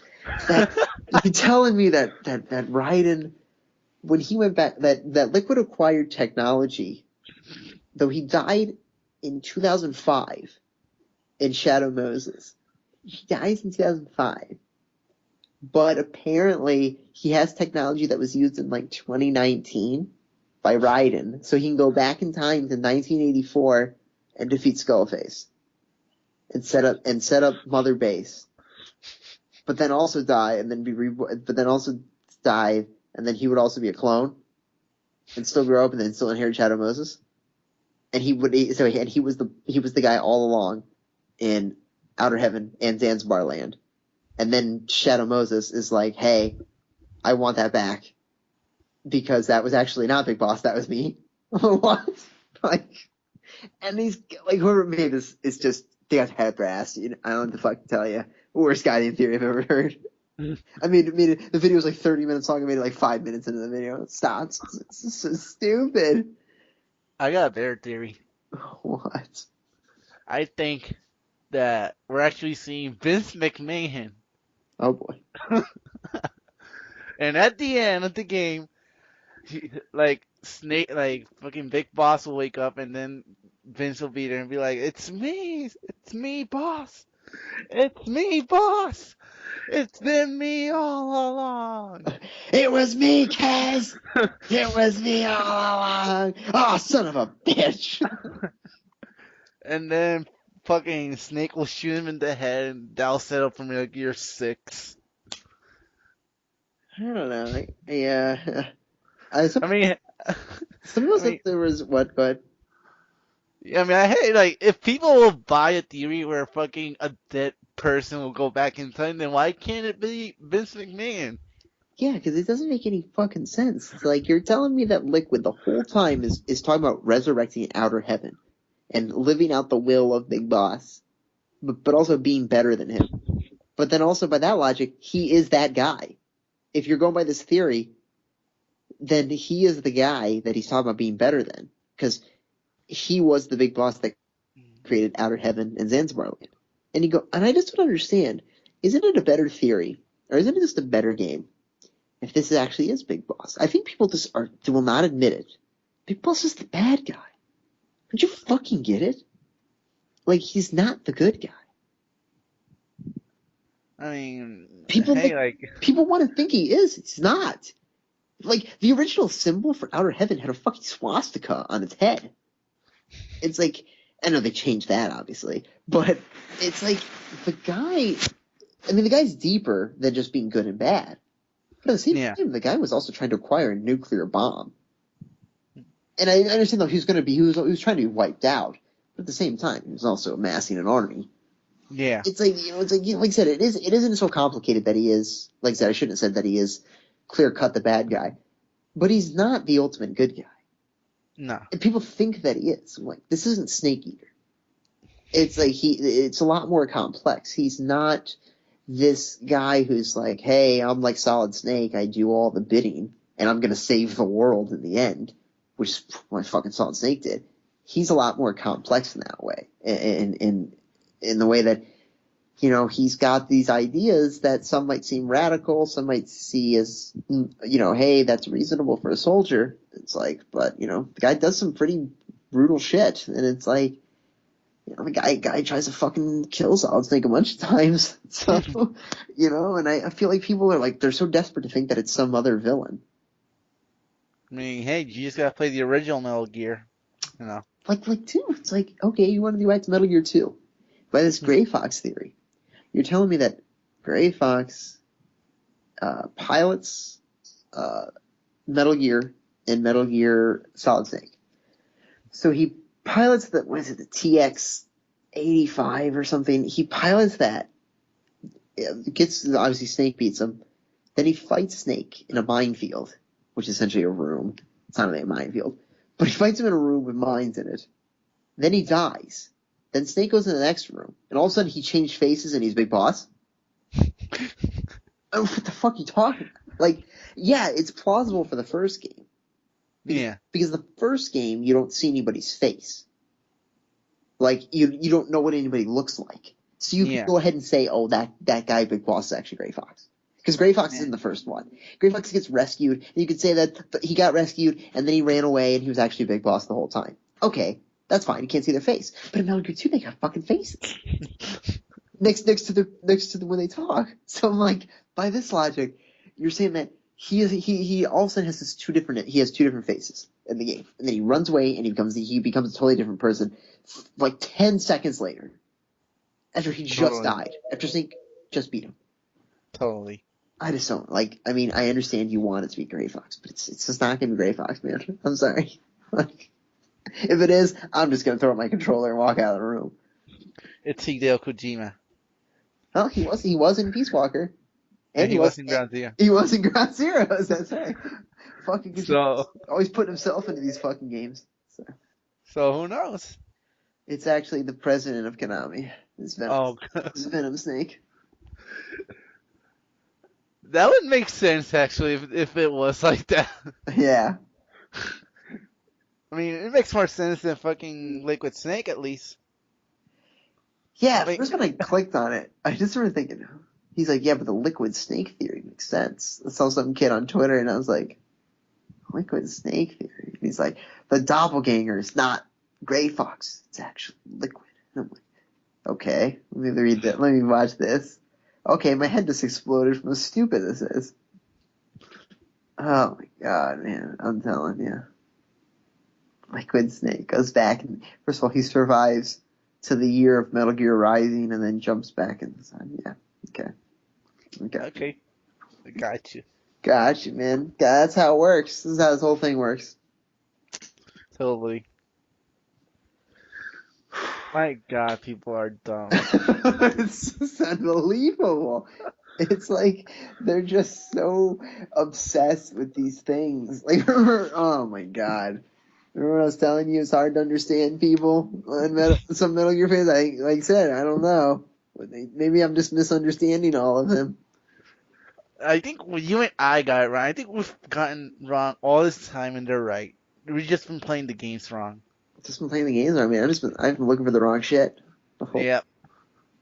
Apparently, we've been looking at the wrong shit this whole time. I understand why they want him to be a good guy, because 4 kind of retconned Big Boss into being a good guy. Yeah. Like, where he shows up at the end and he's like, yeah, I'm sorry about all that shit I did. And he's like, I was like, this is so stupid, why is he even here? And it was like, yeah, don't worry, this is the reason I did it, because I fucking hated Zero, not because I was a megalomaniac. And I was like, oh, that's stupid, I want him to be the crazy fucker. And the guy that fall from grace. And it was like, no, that's not it. And then now he's kind of rerouting it, and he's kind of correcting it, where he's trying to make him the very deep character. Yeah. But I'm afraid he's going to retcon it, like, yeah, where he's going to do the full swing, where, like, he's the good guy. Oh my god, no, he's not. Clear cut the good guy, you can't do that. But Kojima will be like, yep, yes I can. And unfortunately, his word is final. He's the creator, so... Fucking. At least you don't have to wait long to know what really. I mean, and the funny thing is that like we're waiting, and then like probably like some dumbass will probably leak the story like a week before the game comes out. So I'll probably be off Twitter for the most part. Avoid a lot of that shit. Yeah, I really don't want to get caught up in that, but because I don't want it to get spoiled. But I do think one theory is true. Which is? You know Chico? Yeah. That he's quiet. I think Chico is quiet.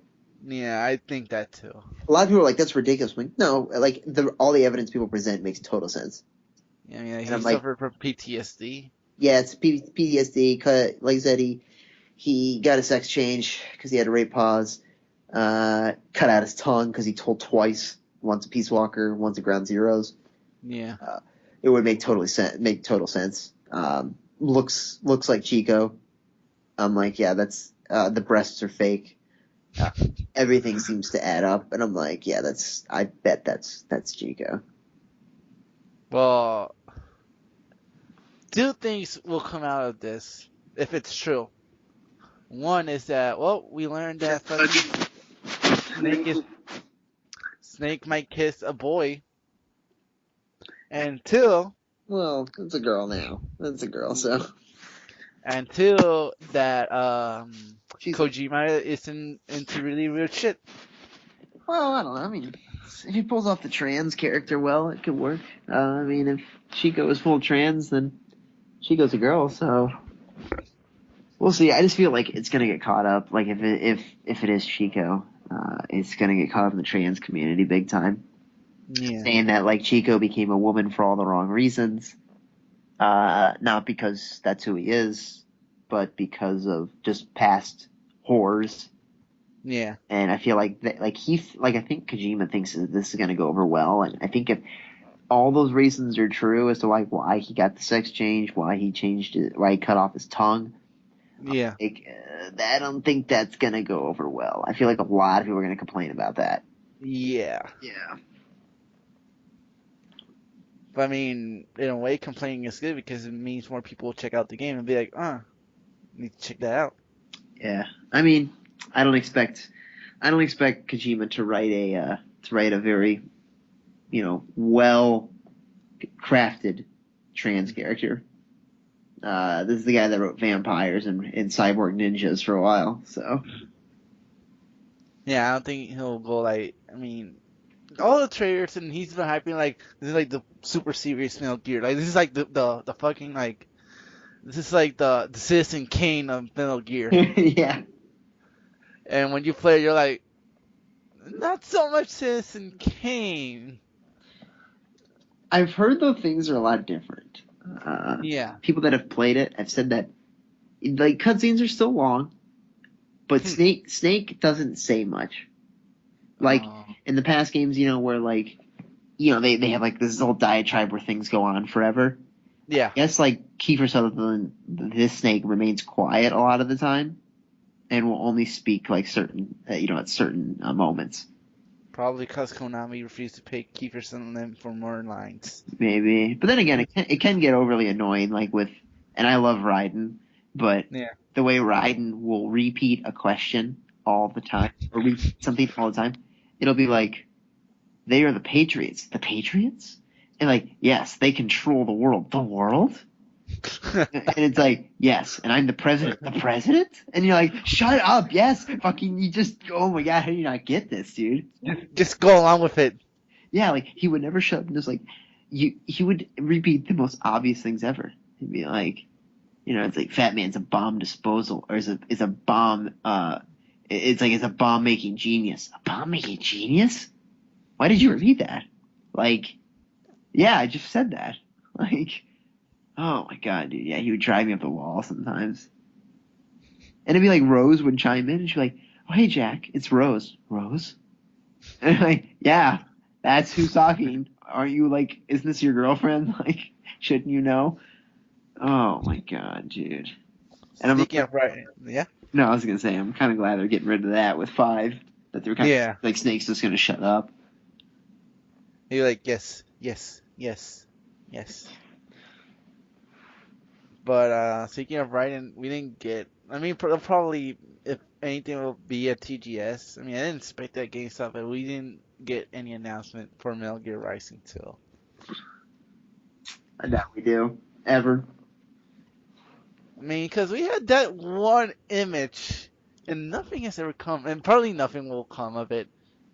Yeah, because I feel like that was probably made beforehand. Yeah. And now with the whole thing like falling out with Kojima, they're pissed. So that got canceled too. Yeah. Who knows? But fucking Konami. And another thing, this is not much big, but it's kind of like it's big in its own way. But when you look at the big picture, it's like not that big. It's like this my number nine got delayed. Shady as hell delay too. Yeah. Makes you think like what the fuck is going on, with the game? Because apparently it was done in January, so I don't know why the fuck they waited all this time to do bug testing. Yeah, like everyone was like, they're like, it's fine, it got delayed, but they're like, the way it was delayed was like super kind of hush hush, and they were like, oh, that's just been it's been delayed 2016. It was like, that seems really fucking shady, man. Yeah, it is. And you and I are convinced it's shit. Yeah, definitely. Like, uh, if it's shit or not, it's still be controversial. Because people are gonna bitch about, oh, it's just like Mega Man, and then people bitch about, oh, it's not like Mega Man. Yeah, So I don't know. I feel like it's gonna get a lot of, and I hate to do this, I hate to boil stuff down in numbers. I feel like it's gonna be one of those games that gets like sixes and shit. And people are yeah. like, this is hell average. Like, yep. So, And then all that business with what's the other game? Something about that like he posted a Kickstarter about it, and then like some company went in, they're like, oh, we're publishing this game. what game? What? What game? It's from Inafune too. It's like he was making sort of like another game called Red Ash. Red Ash. Yeah, and it was like he was supposed. It was like sort of like how Mega Man, like how my number nine was to Mega Man. This was supposed to be that game, but for Mega Man Legends. Well, remember they this reminds me a lot of when Double Fine Yeah, got a lot of shit because remember they did another Kickstarter before they had finished Broken Age. yeah, And people were like, "What are you fucking doing? Like you're just taking people's money now? Like you haven't finished the other one."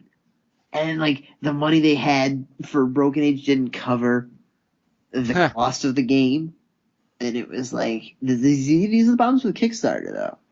It's like people aren't even guaranteed to make your game, and there's no promise of release dates. There's no promise of anything really. And then, like I said, I mean, sometimes your funds may not even cover the cost. And I don't know, man. Right now, if I was a Mega Man fan, I'm glad I'm not a Mega Man fan. I feel like they get digged over all the time. yeah, they did. Either this or Mighty Number Nine. I'm telling you. But we're finally getting to like the late half. Like people are probably gonna like already like in October. People are gonna probably start talking about Game of the Year nominees and all that crap. And you say Bloodborne, I say Fallout. Well, like you said, I say Bloodborne right now. Yeah, I mean, Fallout could easily change that. I mean, could easily also be Metal Gear. Uh, Especially if Metal Gear pulls it off in terms of all the stealth. Um, but yeah, I feel like it'll come down to those three: Metal Gear, uh, Fallout 4, Bloodborne, probably also Taken King. yeah. For me, anyway. Right. You said that maybe Life is Strange. Life is Strange, yeah, because that's moved along pretty well. Horrendous writing, worst writing I've ever seen in a game my whole life. But because it's like it's a bunch of Europeans trying to write for an American kid, American teenager, and they don't know Nah. how they speak, so it's terrible. But the story's good; it's getting better. So I mean, and they're doing it, and I like Dot Nod. They said Love and Remember Me, so which has its sequel ready to go or be greenlit if Capcom would give the go ahead. Um, yeah, I don't know. I mean, that could be one of the front runners for Game of the Year. Also, Volume is coming out soon, which is. Did you ever play Thomas Was Alone? No. Oh yeah, I did play it, just never really got into it. Yeah, with all the blocks and stuff, and like Yeah. super funny. The guy who made that is making almost like a Metal Gear inspired stealth game where it's like Yeah. top down, kind of like VR, Yeah. the VR missions. Yeah, no, it's really, really good. It's almost like that where each level, I don't think you have a gun at all.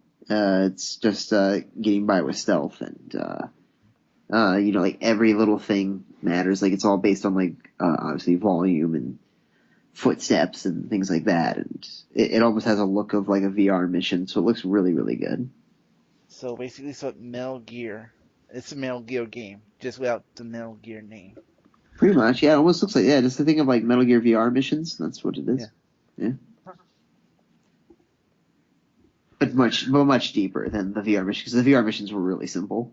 Yeah. It was basically like avoid that camera, kill that guard. Yeah. They were never really that hard. So So what game are you on the Metal Gear Marathon on Twitch, which you can check out at his channel, twitch.tv/patty_panic. I actually didn't stream this one. But I'm on 3. Ah, okay. I started playing my 3DS version of the game. How's that one hold up? It's good. It's the same game. Yeah. But I had to play on easy because the controls are so shit. I heard Because it's the Peace Walker. It has the Peace Walking controls. yeah, it does have the piece of wire controls because there's no right analog stick. Ah. If you have the Circle Pad Pro or a new Yeah. 3DS, you're fine. But I don't. So me trying to play this and if you were trying to play this on anything but like easy, oh my god, you'd have like a nightmare with the game. You have to use the action buttons as your controls. So like X, Y, A, and B are all up, down, left, right, and your directional pads are for like crouching and moving around. Like L1, R1 are still to shoot, but Yeah. yeah, it can be kind of a pain in the ass. But yes, same game. Still looks good. Looks better than like the PS2 version.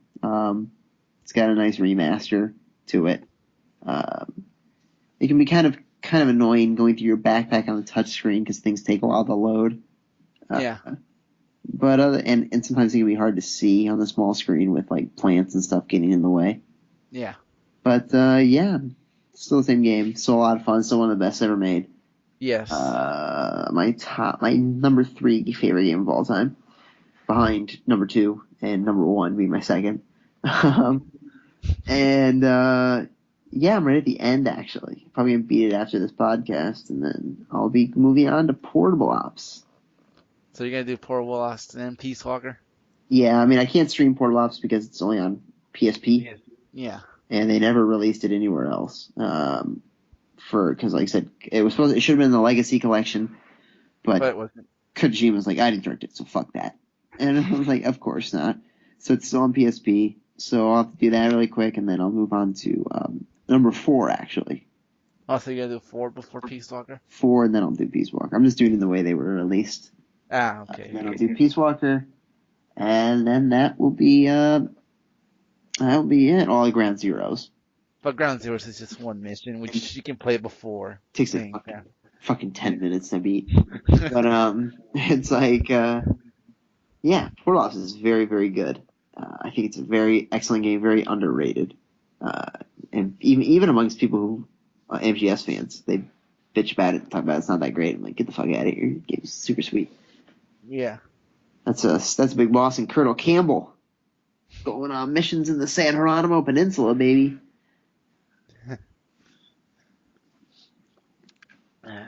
So it's basically, you could say it's 0 hour. Oh, I'm dead.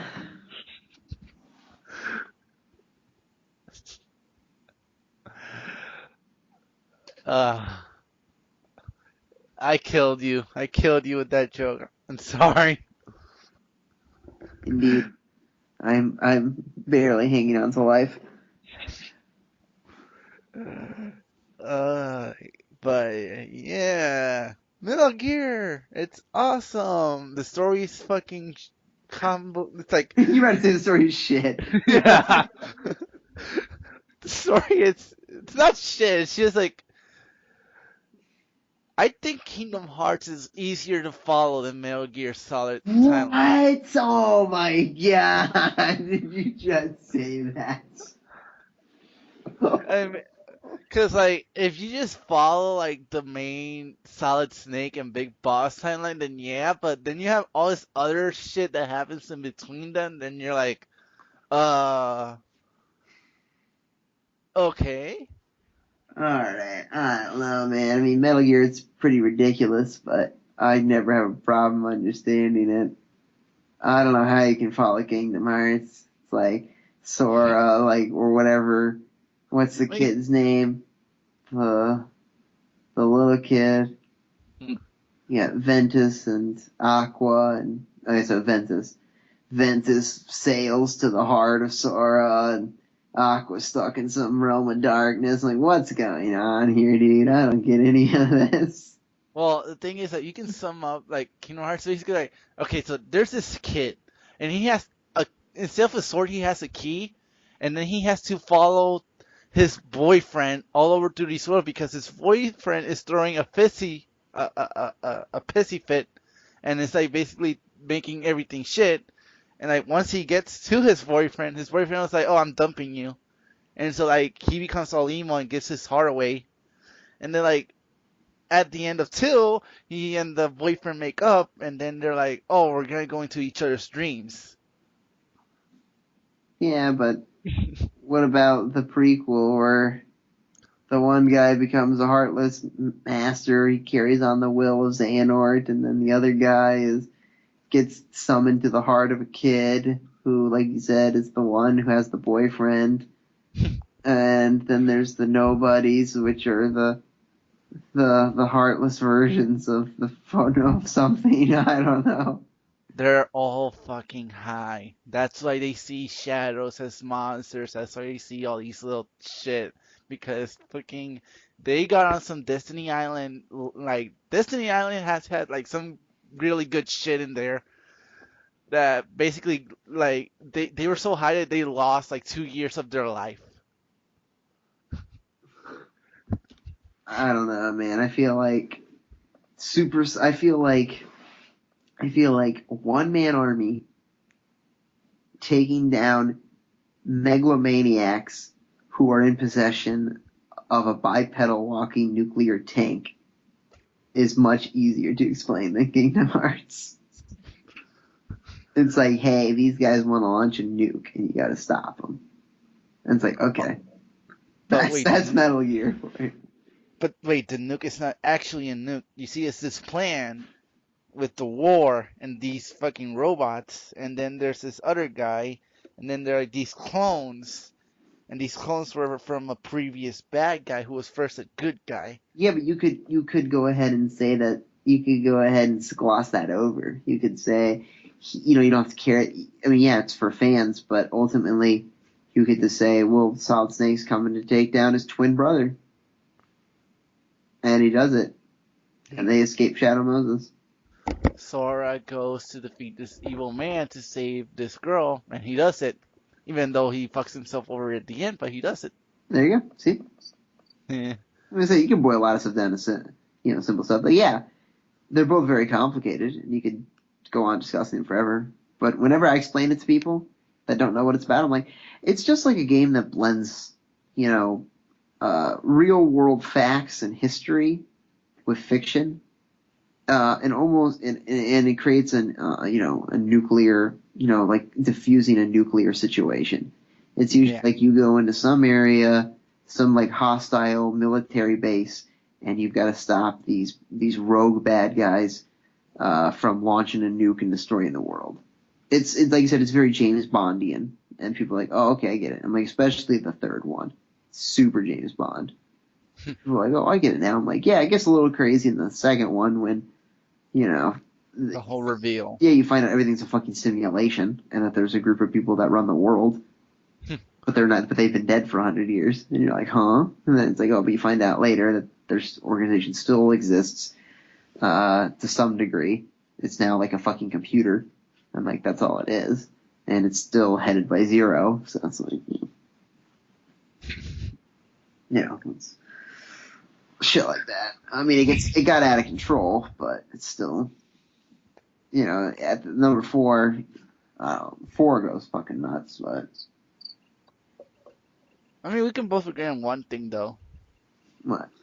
These two timelines are way easier to explain than the Zelda timeline. Yeah, Zelda. Whenever I explain to people Zelda, I don't even just talk about the timeline. I'm just like, I'm not like, well, it says that King Jabu Jabu the 13th, so that must mean there were 12 other Jabu Jabus. And I'm like, I don't get into that. I'm like, oh, it's just this kid. He tries to save the princess and save the kingdom. If you're like, oh, okay, like, yeah, that's all the games are about. Like, that's what I explain it as. And then when they go online to look up when they look up the game online, they see all this shit. And you're like, no. Yeah, I mean, it gets pretty crazy. It's been pretty funny. We've been playing Pandora Radio at work over the Yeah. system, and lately a lot of Zelda tunes have been slipping in.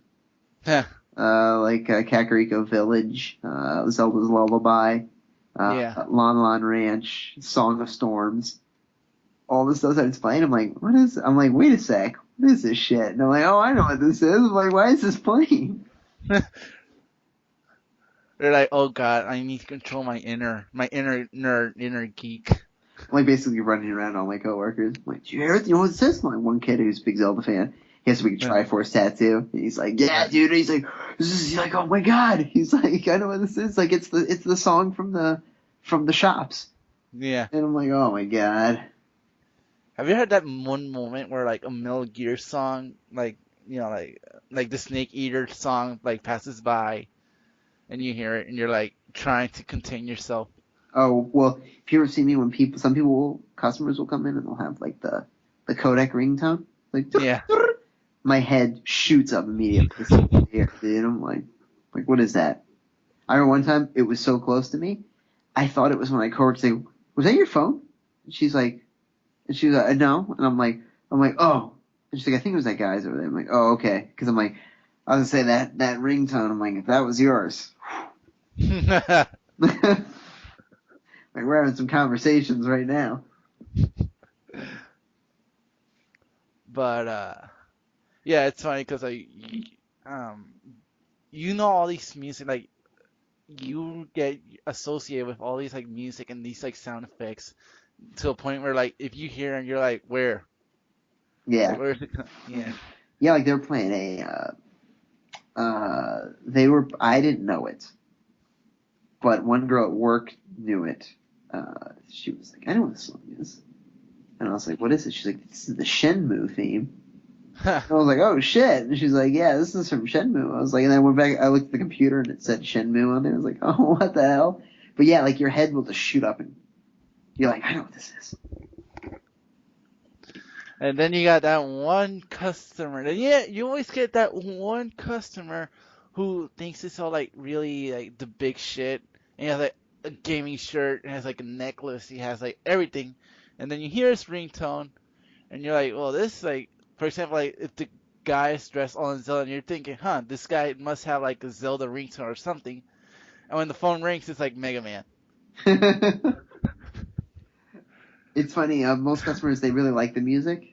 Yeah. They're like, this is really nice. Then you get the one kid who goes, this is Zelda music. And I'm like, shit, yeah, it is. And the guy's like, I thought it sounded like Zelda. Yeah, you always have that one person who will always sound like, I've heard this before. Yeah, most people are never going to catch it because, they're like middle aged and shit. They're not, they're older. They don't play a game at all. Yeah. Yeah, I'm like, you know what this is? They're like, no. I'm like, this is actually from a video game. I'm like, wow, it's beautiful. I'm like, I know. Zelda's got the best music ever, baby. You just need to play Bloody Tears and people will go nuts. No. Or just play anything from Final Fantasy. Yeah, like, if you play anything. I'm surprised we don't have we don't have Distant Worlds playing. I wish that concert would come here. And then you get that one customer that has a Lost Odyssey ringtone. I wouldn't know what that sounds like, honestly. I mean, I've played Lost Odyssey a couple times, but I haven't played it like a ton, and I wouldn't know what it sounds like. I would know, like, what is it, that song by Alice by Jefferson Airplane. Yeah. And that was used in the commercial for Lost Odyssey. If I heard that, I would think Lost Odyssey. And then you go like, you play Alice Odyssey, and they're like, no, I just like the song. And I'm like, oh, fuck, never mind. Disappointment. But ignore me and how embarrassing this just was for me. No, but like, I mean, you got all types of people. Like, you got that type of people, and then you got like the type of people that play, like, they have a video game or movie related ringtone. Then you go ask them, and they're like, I don't know what this is. I just downloaded it. Son of a bitch. I'm like, you'd be surprised. Like the other day, there were like these kids like at the movie theater, and like they were gonna go see Pixels, Oh my god. and then they're like they went to like the ticket counter, and they're like, "Can we have 3 tickets to the Minecraft movie?"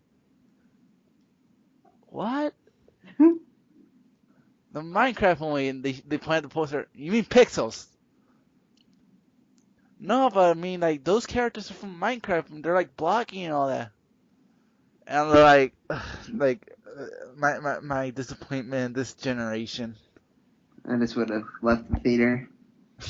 Like, you know what, give my money back. I don't want to support this. So these are the type of clientele you have. Yeah. Yeah, I was like, oh god, like at least I get maybe like, okay, not everyone has to know who Qbert is because I guess he's obscure in a way, but I mean everyone know who Pac-Man is. Yeah, how the fuck do you not know who Pac-Man is? It's like not know who Mario is. Like, Yeah. you gotta be up your own ass, dude.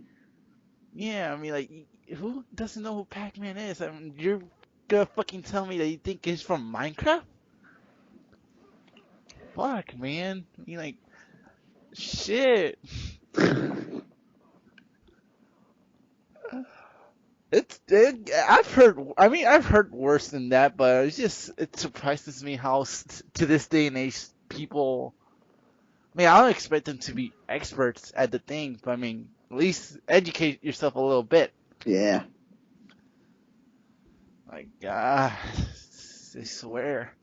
And then you got the majority of people who think that Link is called Zelda. I used to think that. When I first played Link's Awakening, uh, I thought Link was Zelda. It's like, oh, this must be Zelda. I had no idea about the storyline for a while. And then you're like, oh, Like, now I got it. yeah. But the shit you see at places. Yep. But yeah, like we kind of like rambled on there a little bit about Yeah, you think? about fucking, like we're just talking about video games, it's still video games, so. Yeah. But yeah, like you can catch us in Twitter where we talk shit a lot. Like you talk about baseball a lot and WWE. I'm gonna have to create a new account, I think.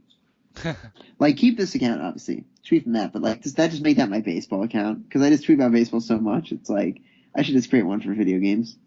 Yeah. Because, like, all the people that follow me, they're all into baseball too. So, like, when I tweet, like, about games, like, no one's paying attention. Yeah, like, hey, baseball's interesting too. Of course it is, sir. Best game ever invented. Sure. And then you got SummerSlam coming up, so. Fuck that.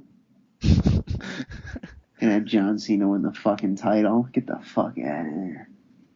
Someone's not pleased with where the storyline is going. I'm never pleased with WWE storylines. How can you be? They're garbage. They've been garbage ever since 2003. Pretty much. Every time they look like they're about to improve, they just shit it down the drain. Yeah. And then CM Punk quits. And then, like, okay. I mean, they got now they had this whole dumbass thing with Steve, like the guy from Arrow. Oh yeah, where that's That gonna like factor into like a 3-way with Goldust and Neville. that With shameless, Stardust and Neville, yeah. that shameless like plug-in cross promotional shit. Yeah, it seems stupid as hell. I mean, hey, at least he's not wearing Terminator armor. Oh my god.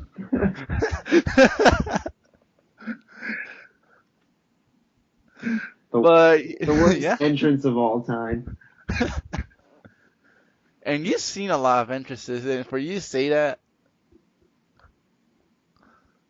like, Well, I mean, it just felt like they were trying so hard to be cool, and I was like, that was stupid. And like all they did was like they raised him up on a platform, and then they lowered him back down, and then they put like a bunch of skulls in his hand, and then they took him away. And I was like, what was that? It's essentially just a plug for Terminator Genesis. which was alright. I don't know, I didn't see it. Yeah.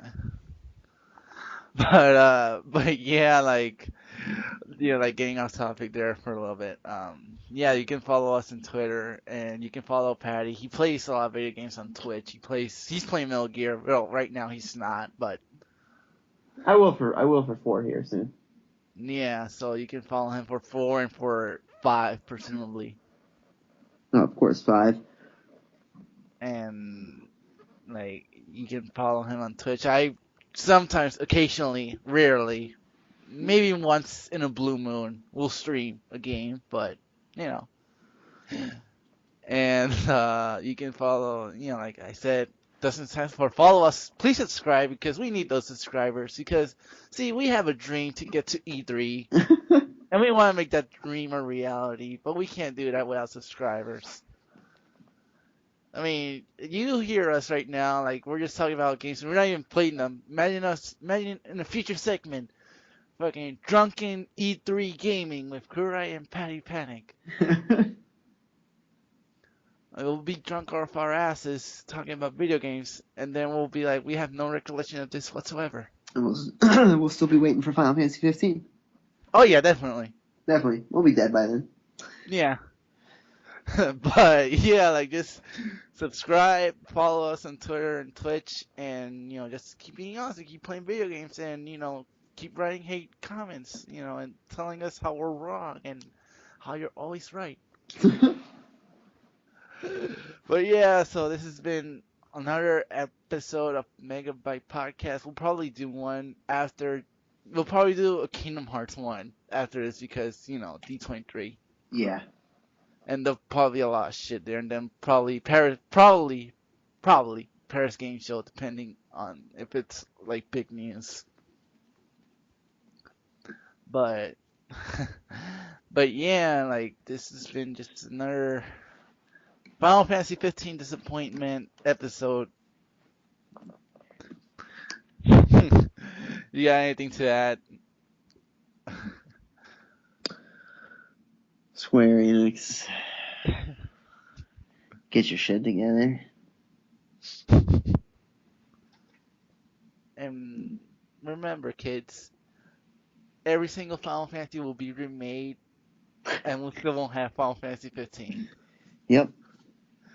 So, There'll be a remake of 14 by that time. they what? There'll be a remake of 11.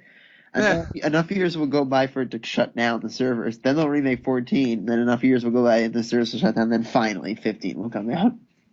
Then finally we'll actually have a release date for it. Yeah. But yeah, this has been another episode.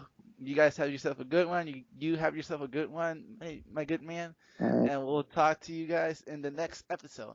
Bye. Bye. Bye. Bye.